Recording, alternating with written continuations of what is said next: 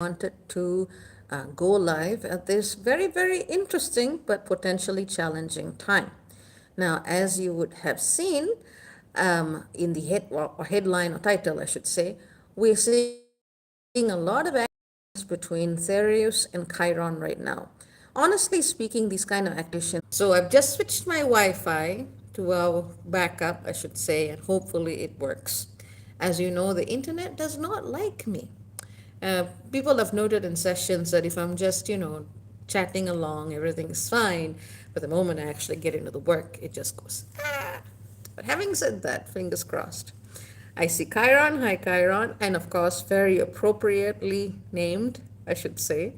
So, as I was saying, Thereus and Chiron, as in the skies, rather than my friend Chiron who has just turned up, Thereus and Chiron in the skies are inconjunct. Now let's take a step back and let's talk about what all these things mean. Inconjuncts are basically 150-degree angles in astrology. And when you have an inconjunct with anything and anything else, it is an uncomfortable alignment. It's not energy that flows easily. It's something that, very often happens through a clash, a rather intense adjustment period when you're trying to see eye to eye with someone who literally is not lined up in the same way as you are. So when we have inconjuncts between bodies like Thereus and Chiron, it's a major adjustment period. And typically you look at 1 week before and 1 week after. So September 11th and 12th is when this alignment is very, very pronounced.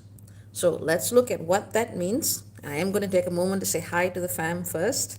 I see Matt Titan. Hello, bro. Hello, Kareen. Hello, Adrienne. Lovely to see all of you. And thank you all for your continued support. Now, one of the things I've been preparing for these past few weeks is this particular alignment, just because I know how sensitive I am. So I have been, making sure that I am able to work at this time as best as possible. Now, when we see Thereus and Virgo, in a recap, all right, in a nutshell, the entry of Thereus and Virgo basically meant there are about 5 years of us going through challenges to do with backdoors, parasitism, predation energies, covert surveillance energies, anything that had to do with stuff to do with Virgo, which is parts of service, which is daily tools, which is healing, which is nutrition, which is managing our everyday environment. And of course, Thereus and Virgo very, very much lent itself to the proliferation of coronavirus in God knows what form it is right now.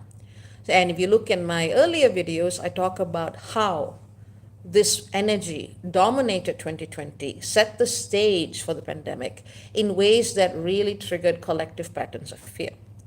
Now, of course, some people are calling it COVID 2023 now. I don't know. Frankly, I don't really care. Having had it directly, I realize that this is just yet another thing for someone to push through, yet another thing for someone to overcome, yet another thing for someone to look at the larger lesson from and continue to move forwards.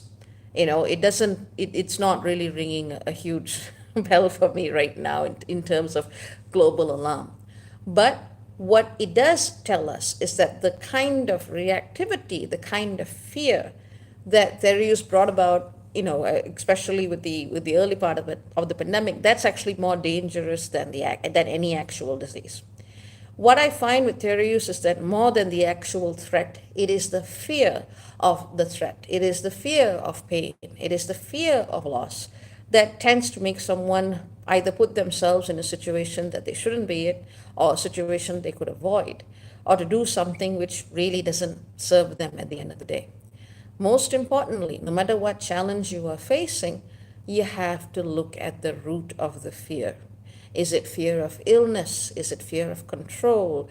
Is it fear of loss of control? Is it fear of losing your freedoms? Whatever it is right now, that fear is acting as a backdoor. Now, is Thereus always bad? No, it's not always bad, but that took many years of getting beaten up and figuring out what to do about it. But Thereus can actually show you what to do about things if you're willing to sit down and look at them and understand, okay, this is what is coming up. So Thereus in Virgo is very much about, yes, boundaries.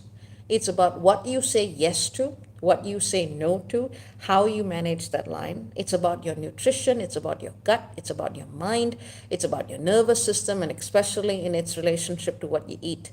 It is also about how we open our energetic field in the name of whatever obligations or debts that we feel we have to do, in the name of duty, in the name of service, in the name of being a good person. And at this time, looking at all of those back doors is extremely important. While it's good to help people when you can, there are those who will see that willingness to help as an opportunity to extract. And whether that is a embodied being or a disembodied being, same principle is at play. You got to own your space.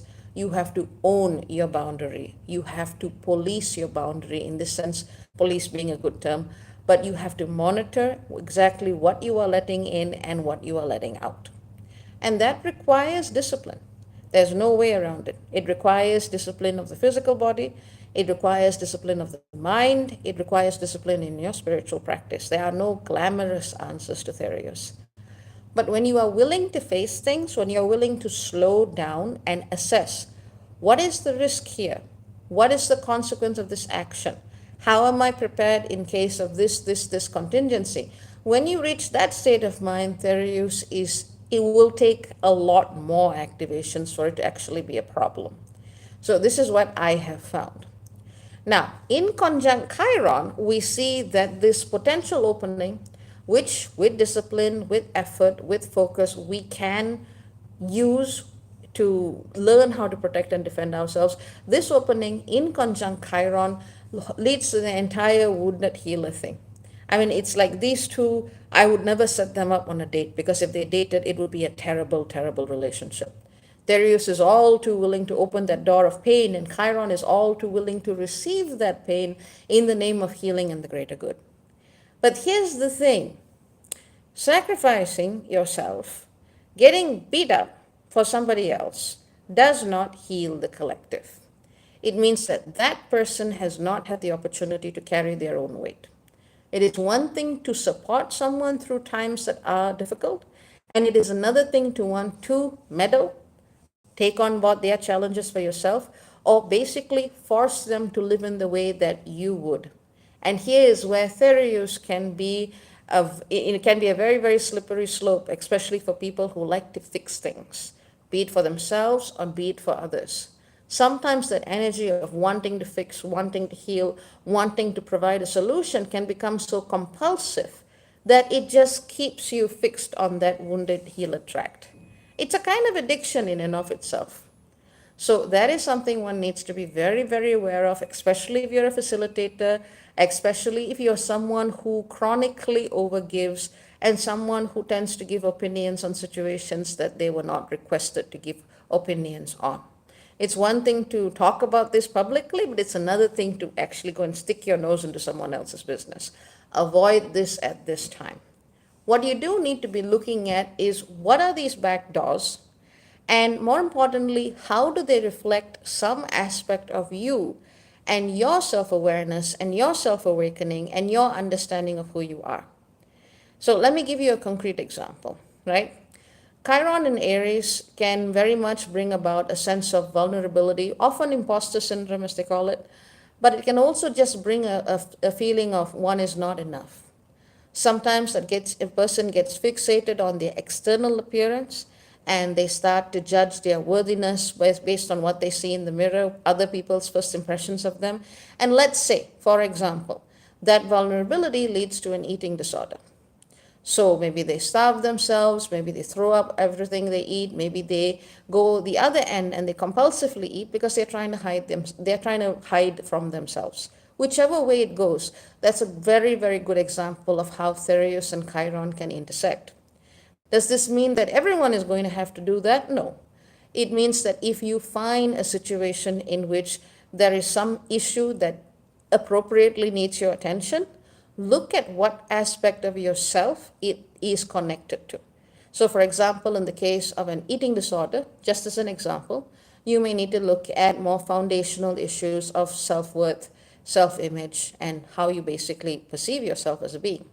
So that's how the two can intersect. And that's just one example. Can be one example.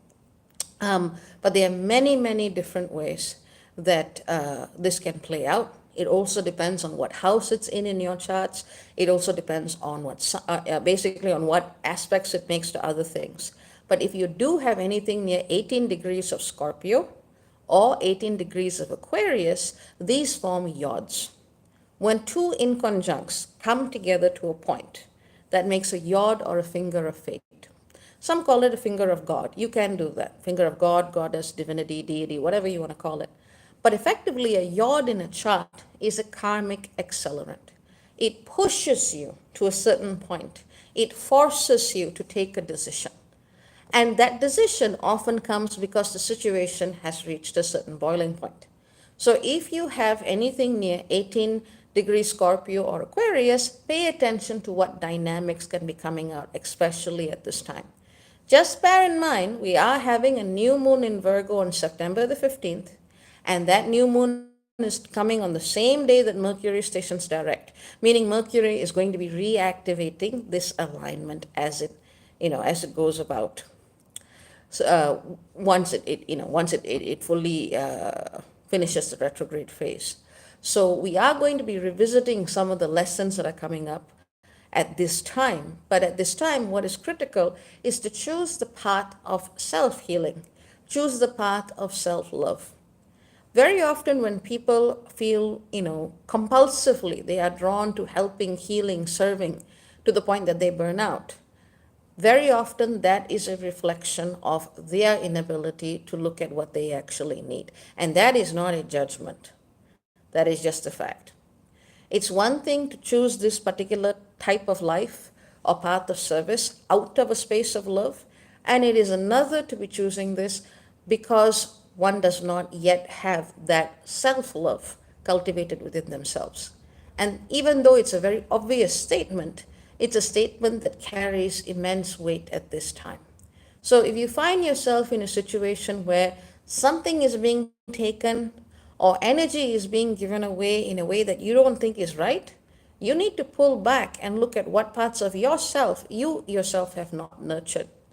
Because in some sense, whilst I will never justify abuse, I will say that abuse is more likely to happen in any kind, even if it's a subtle level, even if it's an intense level, it is more likely to happen when we do not fully occupy our own space, when we do not utilize our own resources, when we do not take the time to become more aware of who we are and what is around us. Again, that does not justify bad behavior, but it is a means for us to better protect ourselves. Now, at a physical level, those of you who have gut issues, you definitely want to get that checked out right now. For some people, the trigger can be very, very strongly in the field of mental health. And the two are, of course, related. So taking foods that calm you would be really, really helpful. And of course, TCM, Ayurveda, different types of herbal traditions, indigenous herbal traditions, all have different views on it. So look at what calms you and grounds you at this time. This is not the time to overindulge. That is the opposite of what you need to be doing right now. Slow down, keep it simple, and look at the energy as it arises. And even if you're not a visual type of psychic, for some people, you feel it in your body. For some people, you get it as an intellectual thought. But observe what needs your attention right now. And look at your presence and the way your level of consciousness vis-a-vis yourself in how you respond to that situation. And that's what I do. That's how I've been surviving, ligament injuries, cardiac issues, God knows what else, various things. But that's basically putting this principle into practice. So that's what's happening right now. As a general rule, you do want to have more caution in your immediate environment. Try not to do anything too daring at this time. Maybe not the best time to go bungee jumping. And if you absolutely have to, you make sure that cord is tight where it needs to be. And take the time and slow down. I mean, I know some people who are aware of this alignment have already had random hits and falls and bruises, and myself included. So little things can also happen. But this is definitely a time where if you know, for example, your bathroom tiles are really slippery, put a mat on it. This is not a time to be taking those little things for granted. A great example of how this could also occur is someone who basically just, has a slippery bathroom tile, slips, whacks their head, boom. That's another example of how, the Thereus Chiron inconjunct can occur. But that's not going to happen to everybody, but that's yet another example of how this can be. So rather than this needing to being something that you need to heal from, be proactive and use this energy as a time for you to deepen the quality of self healing, self awareness, self love. So that's what's going on right now. Having said that, now I'm going to look at the comments. Let's see. Else do we have here? I see Karine again. Hello, Karine. Hello, Vernie. Hello, Cassandra. Lovely to see you. Hello, Samantha. Hello, Radha. Thank you for sending people. Thank you for sending people my way. I appreciate it. I see V Stormfeld. How is everyone? I hope this information is useful. It certainly helps me plan things. But let me know if there's any comments. As always, I'm giving a little bit of time before signing off. If there's any comments or related questions, feel free to ask. Ray says, sounds good. Thank you. Lots of love and care. Good to see you, Ray. And thank you. Lots of love to you as well. Right. Cassandra asks, heart issues coming up. Any reflections to share resealing those cracks as the heart is continuing to grow? Um, my approach to most things is very simple, which doesn't mean that it's easy, but it's very simple in the sense that I trust the organic intelligence of the body. I also trust the etheric intelligence of spirit. And I kind of just say, oi, we've had an injury here. We need to look at this now. This is what needs to be processed. Have we done this? Okay, great. Let's keep going and let's keep filling ourselves up with things that we actually love and enjoy. And whilst it doesn't quite occur in that way, that would be a summary of my process. I mean, I don't mean you specifically, Cassandra, but it is very common to overthink this, and it's very common to try and put more steps to a process that is very natural. In some sense, that's in a one of the reasons why so many people get caught in cycles of healing, because they're trying to overthink or overdo something that is very natural. And so I thank you for the question. And my answer to it is allow yourself to align with what is naturally yours and what is naturally in alignment with spirit. And when you give yourself that permission, the rest tends to take care of itself. So in that sense, that's how I would do it. Let's see. New Rosa says, love this on a Sunday. Would you be willing to screen share the chart of the moment in future episodes? I don't think this, I'm not a huge tech person, as you may know, but I don't think that works with the YouTube live. Maybe I'm mistaken, but I don't think that works that way. I can turn the screen over to, how do I put it, to astro.com, but honestly speaking, the chart is less important than certain alignments. Let me explain what I mean by that. When I do videos, I don't do it based on everything that's going on. I do based on the most critical thing at this time. Because when I'm working with my Tier 23 program, I'm looking at least at 30 at minimum different bodies in the astrological chart. And that is where you would find that information. But when I'm doing this kind of public work, I boil it down to that one aspect. So in that sense, the chart wouldn't really benefit what I'm doing in the here and now.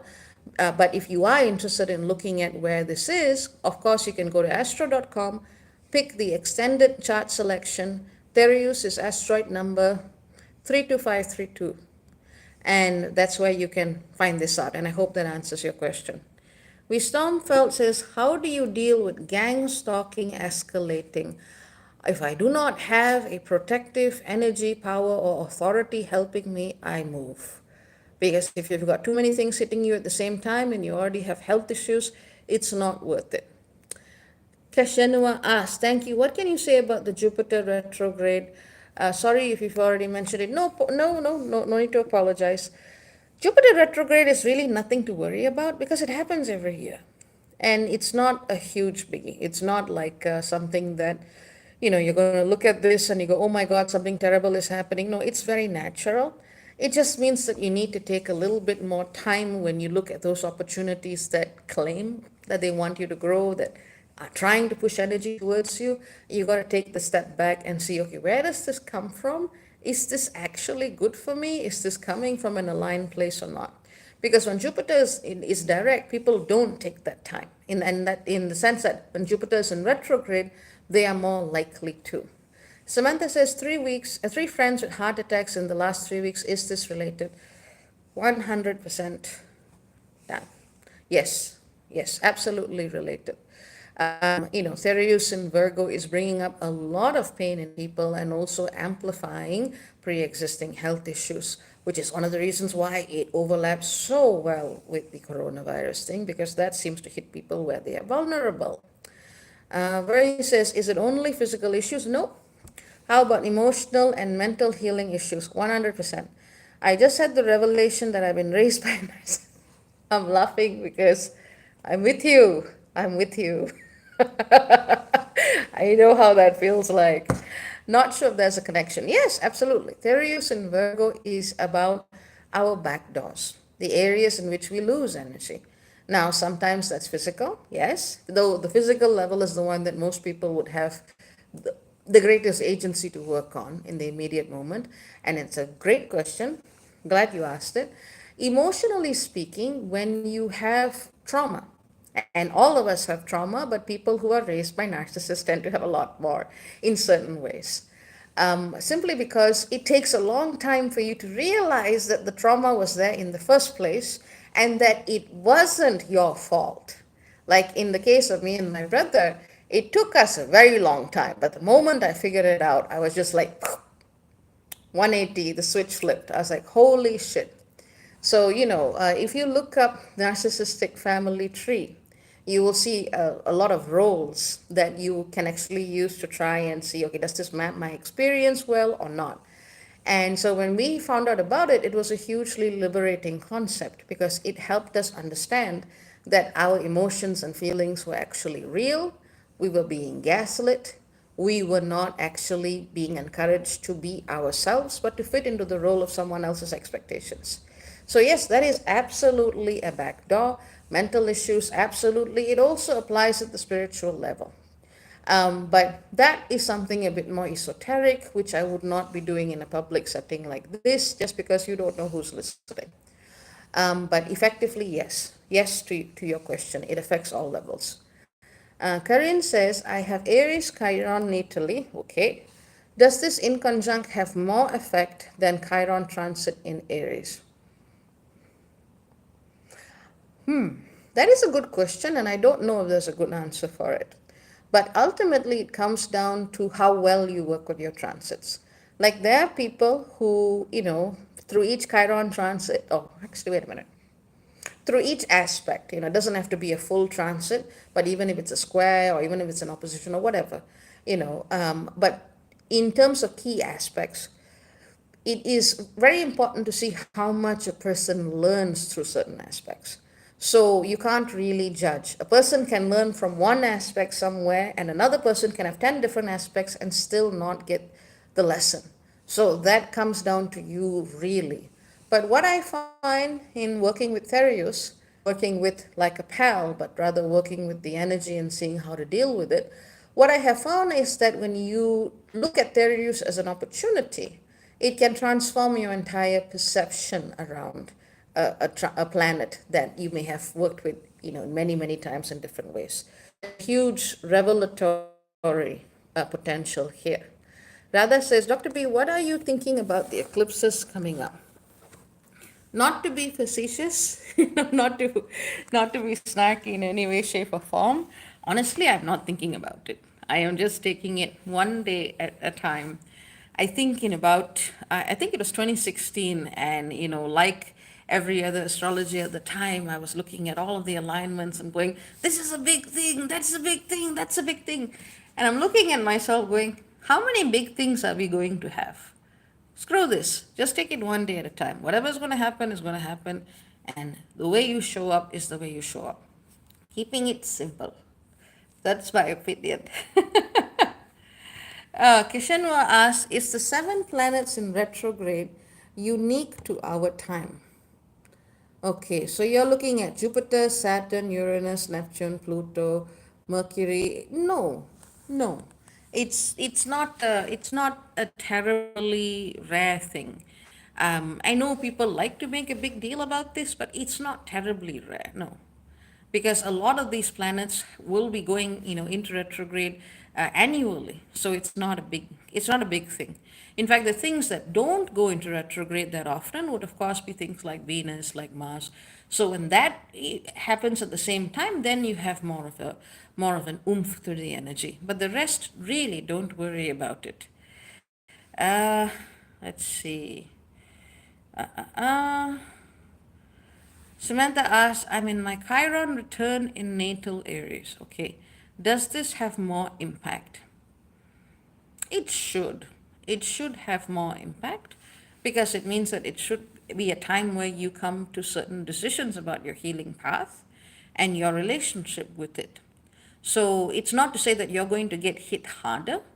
It is to say that the influence and the impact of the decisions you make at this time vis-a-vis your individual life, they're going to be much more resonant, or rather, they're going to have the power to shape future chapters for you in a more powerful way. Let's see. Radha says, yes, true, only because I'm coming down from Gangotri on solar eclipse day, lol. Well, that should be fun. That should be fun. Just as always, have caution. Janessa says, hi, you're pretty. Thank you very much. Radha says, so thrilling. Indeed, I'm happy for you. Let's see. Karin says, wow, lately I've been watching more videos about narcissism. I grew up in very hard conditions because of narcissistic abuse. Thank you, Dr. B, for mentioning this aspect of Thereus. You're welcome, but thanks go to Bernie to raising the question and giving me the opportunity to answer. And it's actually a very good. Whatchamacallit, good Q&A today. You guys are on point. Nice, nice. Okay, Gemini Rising asks, do you see any good changes anytime soon? No. No. Let me explain. I mean, it depends how you define good, right? And I'm not being weird about it. But effectively, if you were to look, and this is not something I'm the only person saying, I'm sure any astrologer worth their salt have been saying the same thing. We're headed towards Neptune and Aries. So a lot of collective sludge is coming out. And for things to actually be good, we have to, drag the sludge out. And that is a process that is still happening, that is not ending anytime soon.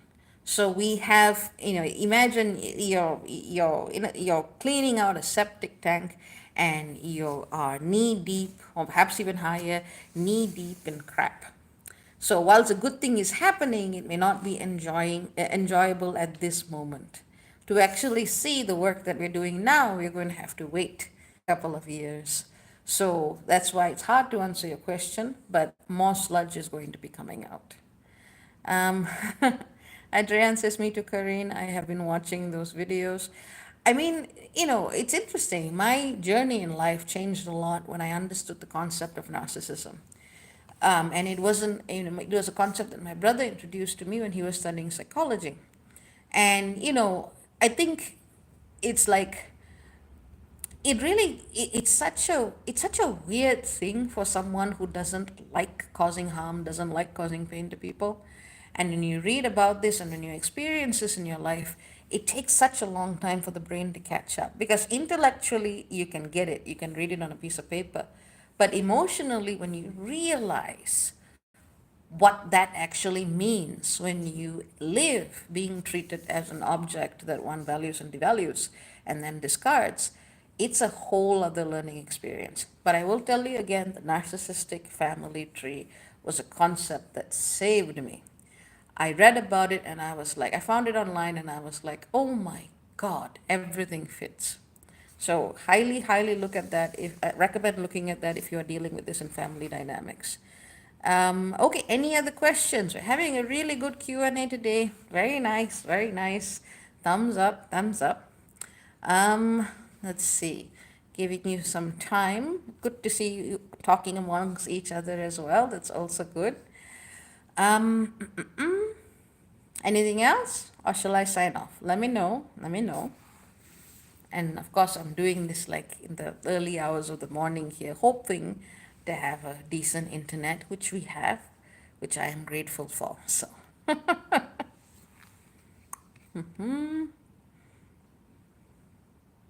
Adrian says, and sadly, I realized that I was raised in a family of them. Yeah, I know what you mean. I really do. I really do. And it's hard. It is hard.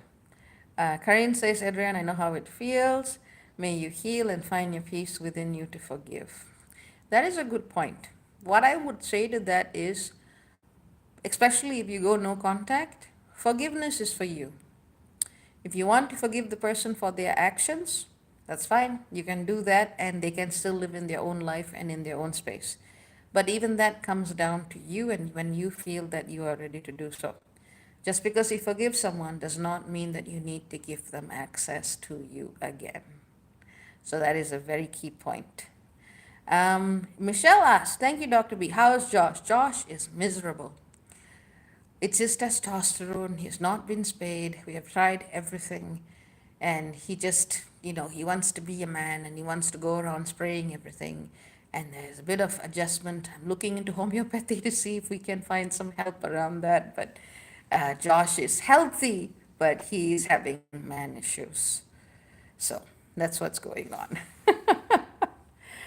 Cassandra says, thank you. When you're the only child, you get to be all those roles in the tree. It's confusing. Gods, yeah, that is,